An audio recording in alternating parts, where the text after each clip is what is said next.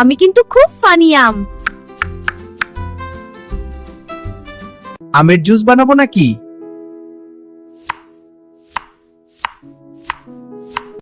এই যে বন্ধু হাসেন হাসেন। হ্যাঁ হাসছি। আয় তো খুব ভালো হাসি।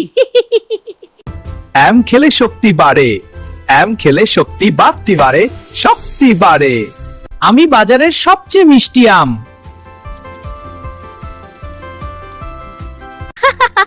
আমি কিন্তু খুব ফানি আম। আমের জুস বানাবো নাকি?